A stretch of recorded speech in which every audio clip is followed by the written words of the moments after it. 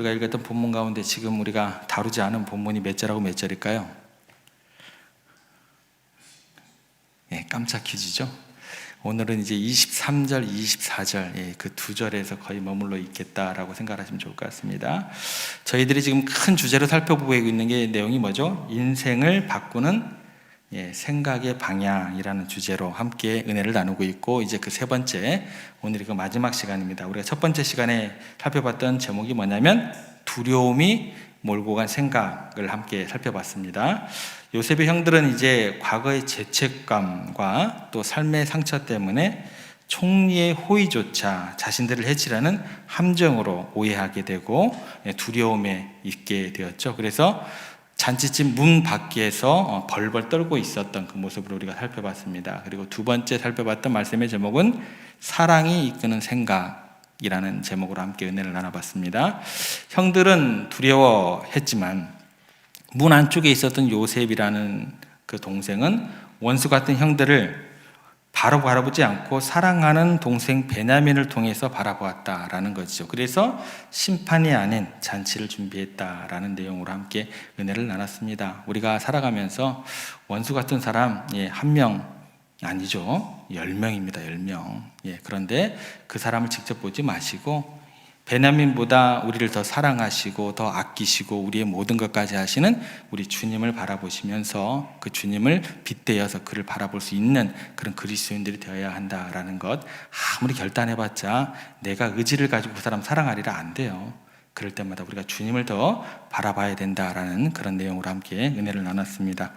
이제 우리가 마지막 질문에 도래하게 됩니다. 그게 뭐냐면 문 밖에서 두려움에 떠는 형들과 또 문 안에서 사랑으로 기다리는 요셉, 가까우면서도 먼 어떤 그런 관계죠. 이 둘 사이의 간격을 어떻게 메울 수 있느냐라는 거예요. 서로 양쪽 극단으로 치닫고 있잖아요. 서로 오해하고 있고 이들의 사이를 누가 메꿔주냐는 거예요. 형들이 어떻게 해야 두려움을 떨치고 요셉의 잔치 자리로 들어갈 수 있을까? 이 질문이 우리 가운데 주어지게 되더라는 거예요. 양쪽의 입장은 다 알았잖아요. 그죠? 이 질문에 대한 답을 찾아야겠습니다. 누군가가 그 사이에서 다리를 놓아 주어야겠죠. 그렇지 않은 한 이 두 사람들은 어떤 결단을 못하게 되는 거예요. 어떤 그 상황을 해석해주는 사람이 등장하게 되어야 된다는 거예요. 그래서 오늘 본문에 요셉의 형들도 아닌 요셉도 아닌 제3의 인물이 등장하게 됩니다. 누굴까요?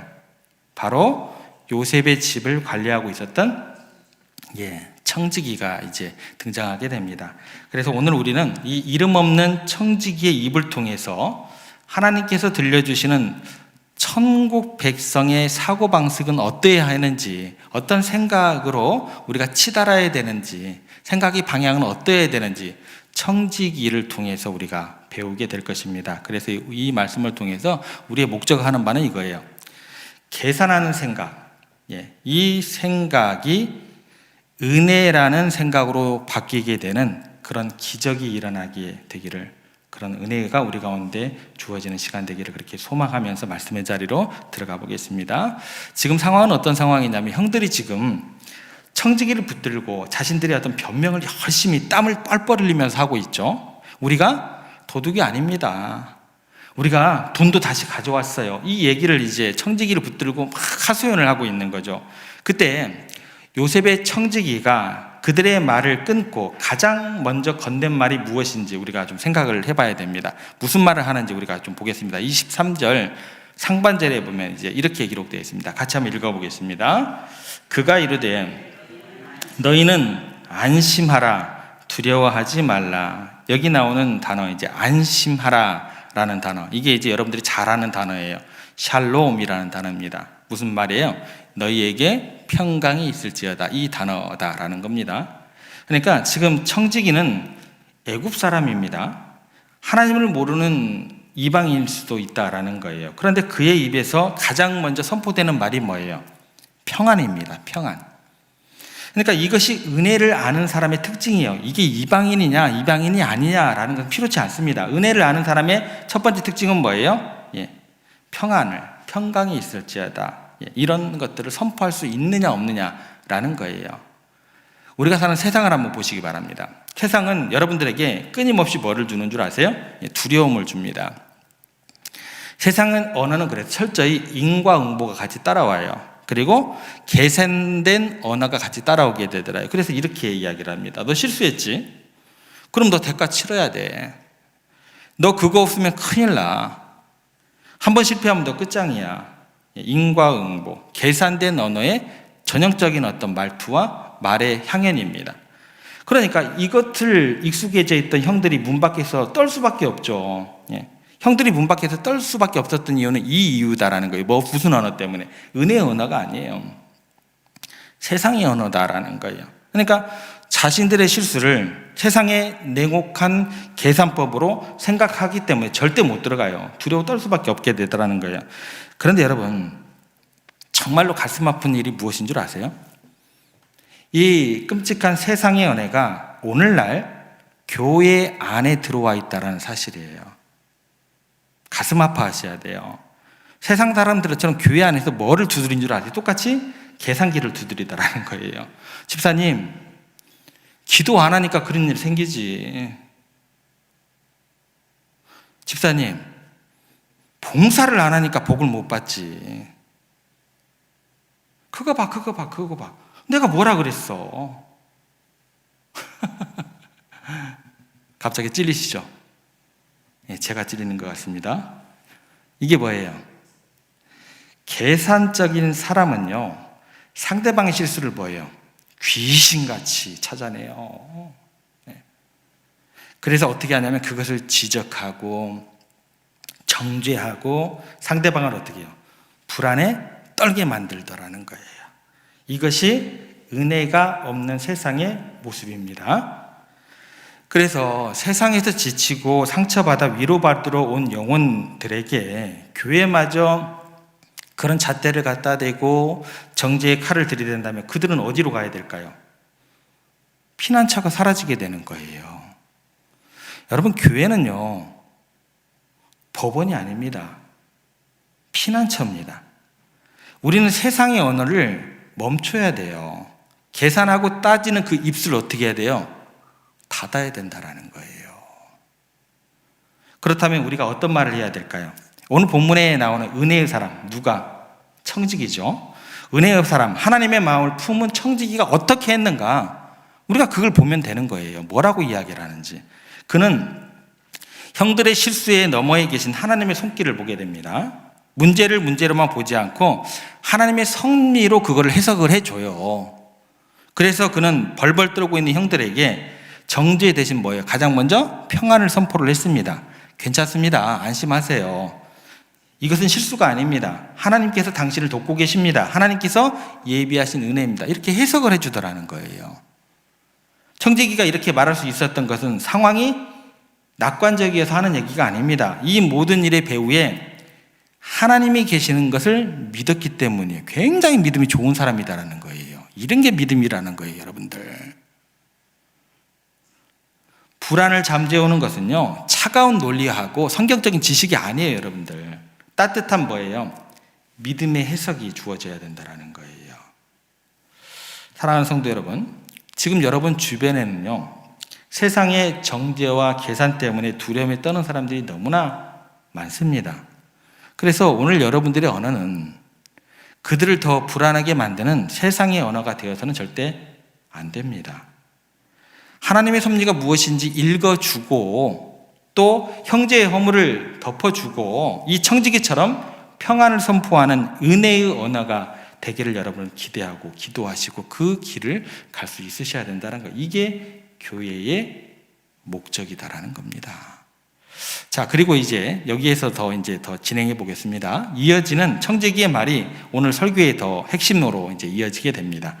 그는 이 사건을 놀라운 신학적 통찰로 이제 해석을 해주게 됩니다. 23절 그 뒤에 나오는 중반절에 보면 이렇게 이제 연결되고 있습니다. 같이 한번 읽어보겠습니다. 너희 하나님, 너희 아버지의 하나님이 재물을 너희 자루에 넣어 너희에게 주신 것이니라. 이 말씀을 여러분 잘 묵상해 보면 굉장히 놀라운 고백이 되는 거예요. 사실은 뭐예요? 그 자루에 돈을 넣은 사람은 누구예요? 그렇죠. 하늘에서 갑자기 뚝 떨어져서 들어간 돈이 아니다라는 거예요. 청지기 자신입니다. 요셉이 명령을 했고 이 청지기가 형들 몰래 자루를 풀고 돈을 집어넣었습니다. 자기가 한 일이에요. 그러면 형들이 자리에 돈이 있었어요, 우리가 안 훔쳤어요 라고 했을 때 상식적으로는 뭐라고 대답을 해야 돼요? 그거요, 사실 우리 주인 총리 되시는 요셉이 특별히 봐주라고 해서 내가 고생해가지고 몰래 넣은 겁니다. 내 덕입니다. 내가 봐주냐니까, 내가 여러분들에게 해줬던 거니까 여러분들이 되게 고마운 줄 아셔야 돼요. 내가 은혜 베풀었으니까 여러분들 내게 은혜 갚으셔야 돼요. 이렇게 말해야 정상 아니에요? 예. 생색을 낼 만도 합니다. 내가 했다, 내 권한으로 내가 당신들 살려줬다, 그 돈 내가 줬다. 그러면 자신의 권위도 사는 거 아니에요.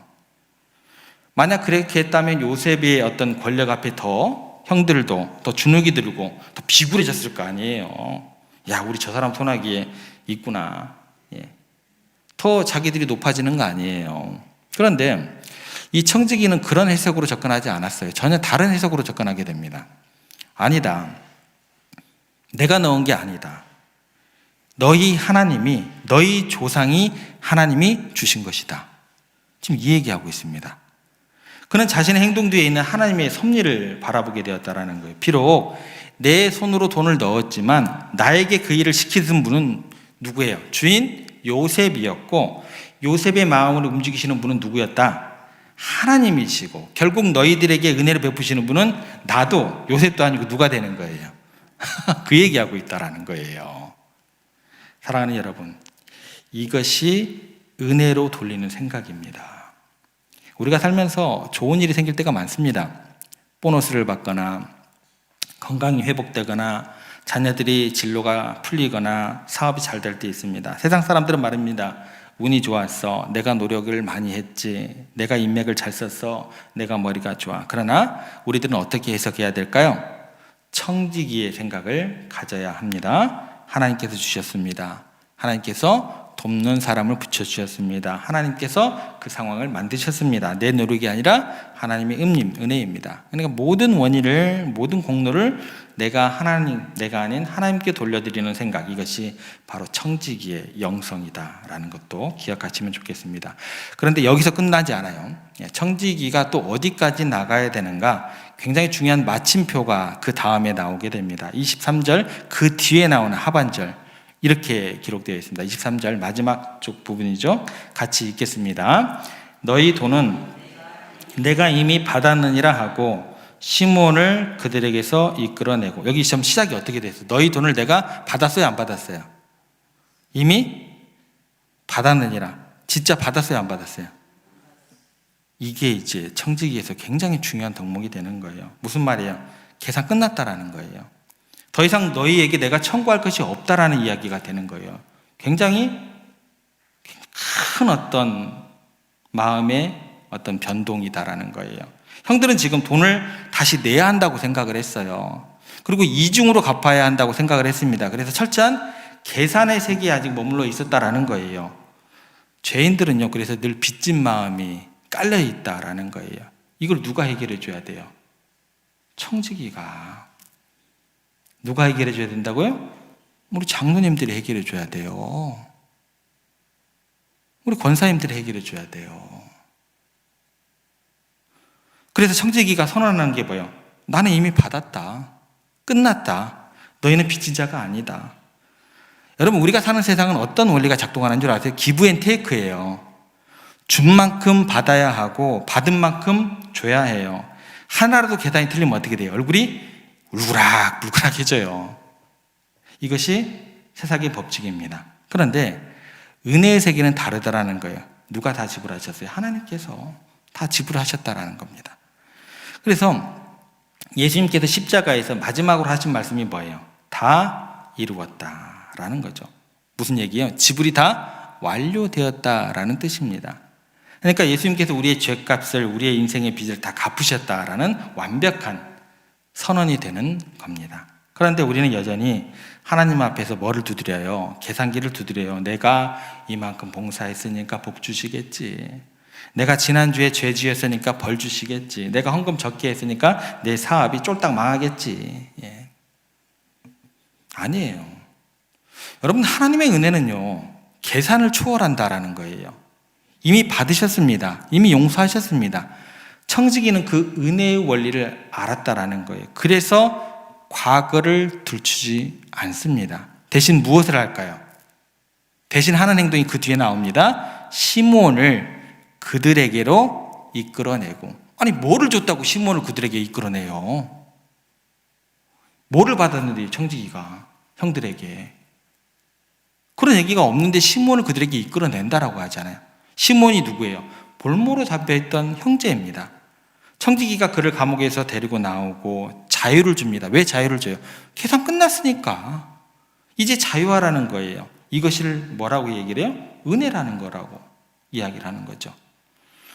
우리의 생각의 방향이요, 내가 한 것, 내가 갚을 것이라는 계산에 머물러 있으면 우리는 늘 불안하고 억울해질 수밖에 없어요. 그러나 하나님께서 하셨다, 하나님께서 갚으셨다라는 것은 그런 은혜의 생각으로 돌리면 우리는 진정한 자유를 그때 누리게 될 수 있다라는 것 기억하시기 바랍니다. 그리고 마지막으로 이제 굉장히 중요한 행동의 그 모습이 나오게 됩니다. 말뿐인 은혜는요, 은혜가 아니에요. 기도를 청산유수같이 해도 아무 필요 없습니다. 그런 은혜는 값싼 은혜로 우리가 스스로 만들어버리는 거예요. 어떤 행동이 따라오는지 24절 보겠습니다. 저희들 같이 한번 읽겠습니다. 그들을 요셉의 집으로 인도하고 물을 주어 발을 씻게 하며 그들의 나귀에게 먹이를 주더라. 청지기가 처음에 했던 말이 뭐예요? 평안하라 라고 이야기를 했어요. 예, 평안하라. 근데 청지기가 말로만 평안하라고 하고 이야기가 끝난 것이 아니었다라는 거예요. 여러분 사랑합니다, 어서 오세요, 환영합니다, 이게 말로만 그쳤다라는 청지기의 모습이 아니었다라는 거예요.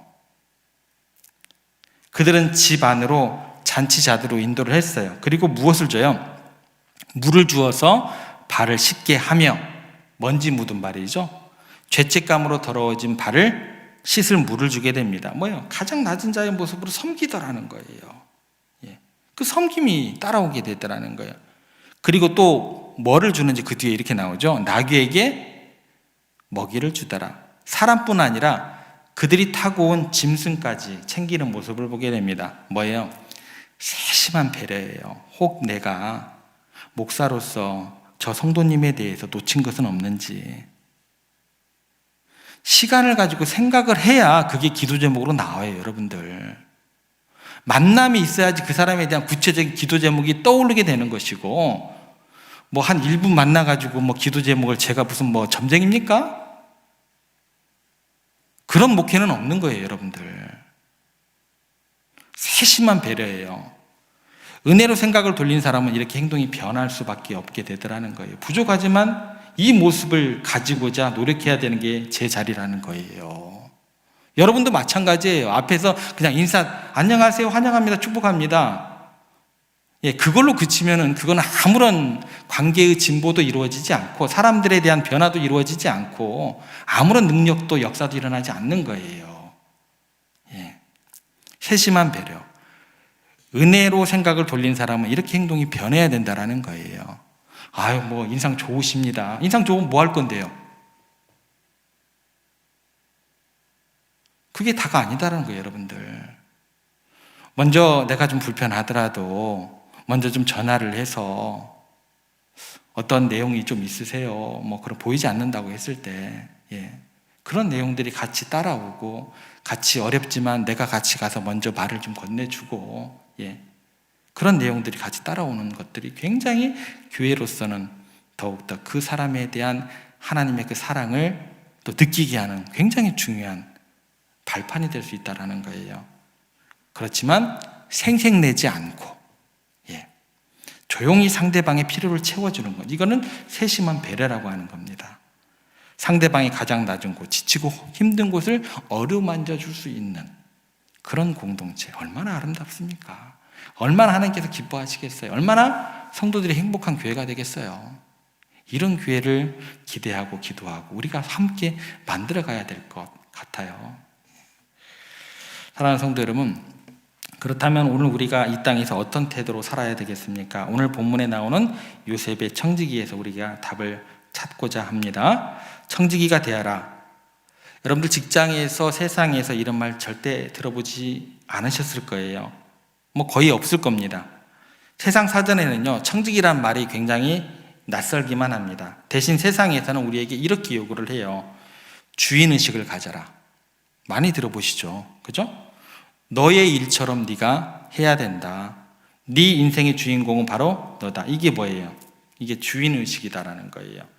물론 윤리적으로 굉장히 좋은 말입니다. 그런데요, 남의 일처럼 대충 하지 말고 책임감을 가지고 성실하게 일하라는 뜻이니까 우리 성도들도 세상에서 누구보다 투철한 책임감으로 그렇게 주인식을 가지고 인정받아야 하는 것은 맞습니다. 그런데 여러분, 여기에서 굉장히 무서운 영적인 함정이 숨어 있게 되더라는 거예요.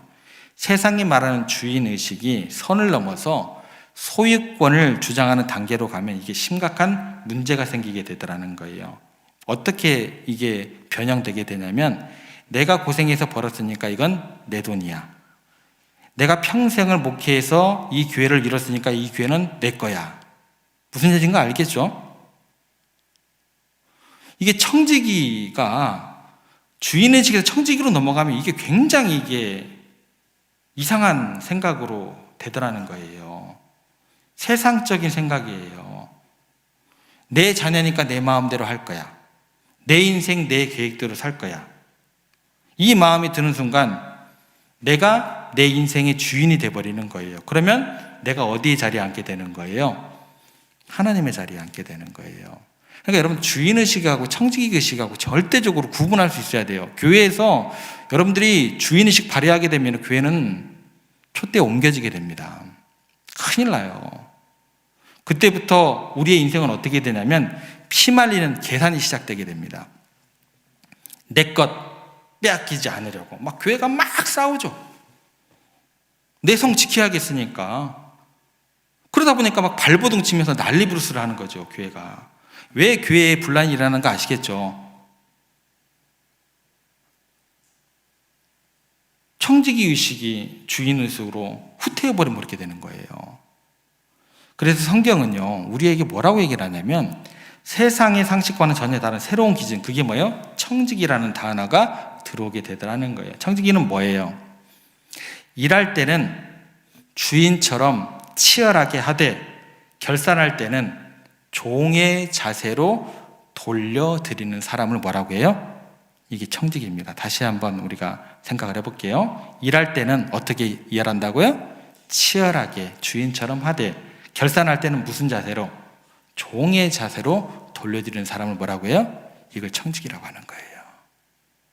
하나님, 열심히 살았습니다. 하지만 이 모든 결과는 내 것이 아닙니다. 주인 되시는 하나님의 것입니다. 이렇게 고백하는 사람이 진짜 청지기인 거예요.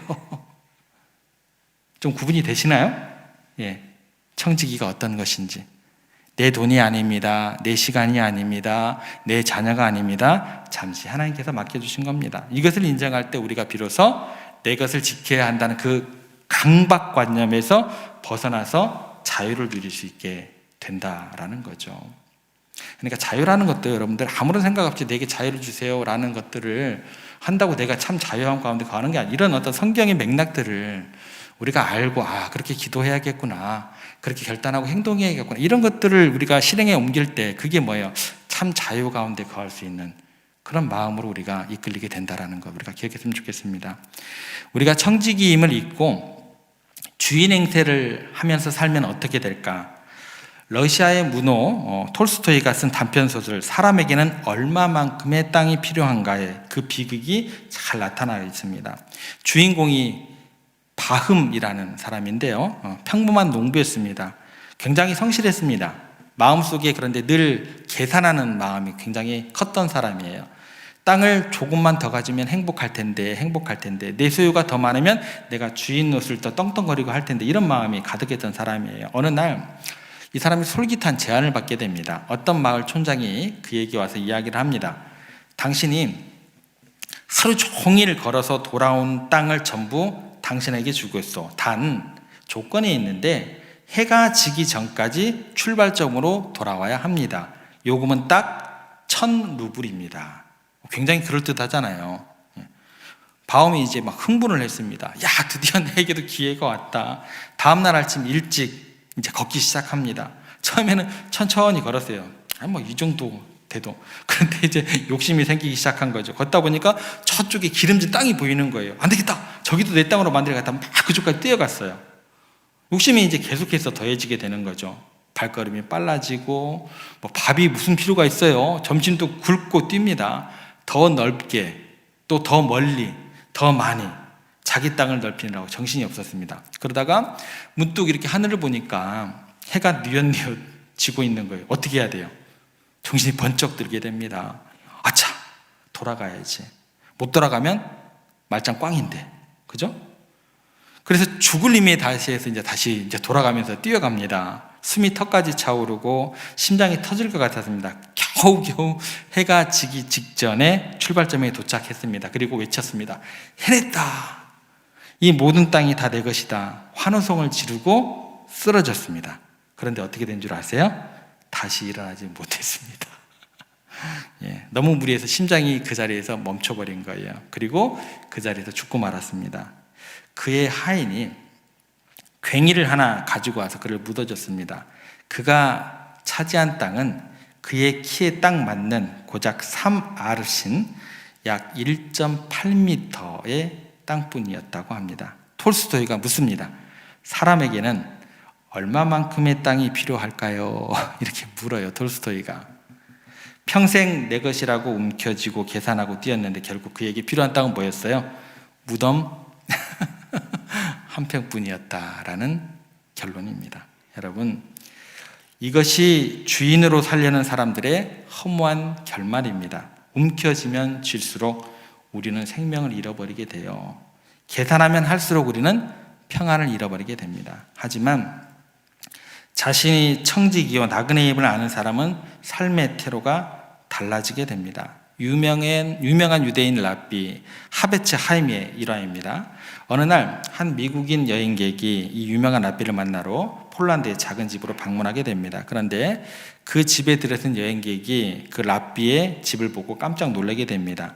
당대 최대의 랍비 집인데 가구라고는 책상, 또 딱딱한 의자, 또 침대 몇 가지가 없는 거예요. 여행객이 물었습니다. 랍비님, 가구들이 다 어디에 있습니까? 살림살이가 이게 전부입니까? 그러니까 랍비가 되묻게 됩니다. 그런 선생님의 가구는 어디 있습니까? 선생님도 짐, 가방 하나뿐이지 않습니까? 여행객이 웃으면서 대답합니다. 아이, 랍비님, 저는 지금 여행 중이잖아요. 저는 잠시 여기 지나가는 나그네뿐인데요. 그 랍비가 빙그레 웃으면서 이야기를 합니다. 저도 그렇습니다. 저도 이 세상에서 잠시 여행 온 나그네입니다. 잠시 머물러 갈 것인데 많은 집이 무슨 소용이 있겠습니까? 이게 청지기의 지혜다라는 거죠. 우리는 이 땅에 영원히 살러 온 거 아니죠. 잠시 사명을 감당하러 온 여행객들입니다. 호텔에 투숙한 여행객이 호텔 가구가 자기 것이 아니라고 막 슬퍼하는 거 여러분들 보셨어요? 호텔 방을 꾸미느라 전 재산을 쓰지는 않잖아요. 그죠? 편안하게 쓰고 체크아웃 할 때는 어떻게 돼요? 훌훌 털고 나가는 게 여행객의 모습입니다. 이것이 청지기의 자유함이 된다라는 거예요. 하나님께서 맡기신 돈, 재능, 시간, 여행하는 동안 감사하게, 기쁨으로 풍족하게 누리면서 쓰세요. 마음껏 쓰시기 바랍니다. 그리고 이웃을 위해서도 베푸시기를 바랍니다. 그리고 주님께서 부르실 때는 어떻게 돼요? 주님, 잘 쓰다 갑니다. 예, 그렇게 가볍게 떠나시면 되는 거예요. 이 자유가 우리 모두에게 있기를 간절히 소망합니다. 말씀을 정리합니다. 사랑하는 성도 여러분, 오늘 본문의 청지기는 두려워하는 자들에게 뭐를 줬어요? 평안을 선포했습니다. 그리고 하나님께서 주셨다라고 고백하면서 섬김으로 그 은혜를 완성을 했습니다. 오늘 하나님께서 저와 여러분을 이 시대의 청지기로 부르셨습니다. 세상은 지금 톨스토이 소설의 주인공처럼 더 많이, 더 넓게를 외치며 죽음의 질주를 하고 있는 것처럼 보이게 돼요. 이들에게 누가 멈춰라 라고 신호를 보낼 수 있을까요? 누가 참된 평안을 이들에게 보여줄 수 있을까요? 네. 이 땅에 믿음의 백성들이 되어야 할 것 같습니다. 여러분, 더 가지려고 계단하지 마시고, 더 움켜쥐려고 너무 뛰지 마시고, 대신 나그네의 가벼운 마음으로 하나님의 은혜를 누리고 그 은혜를 나누어 주시기를 부탁을 드리겠습니다. 이것은 내 것이 아닙니다. 하나님께서 주신 은혜입니다. 당신에게 흘려보내라고 주신 것입니다. 이렇게 이야기할 수 있는, 그리고 모든 것을 은혜로 해석하고 모든 영광을 하나님께 돌리고 받은 은혜를 그렇게 흘려보내는 거룩한 하나님의 청지기들이 다 되기를 소망해 봅니다. 그때 여러분들의 삶은 어떻게 될까요? 욕심으로 터질 듯한 둑이 아니라 메마른 땅을 적시는 축복의 강물이 될 줄 믿습니다. 이 놀라운 은혜의 생각이 여러분의 남은 인생을 이끌어 가시기를 주님의 이름으로 간절히 부탁드립니다.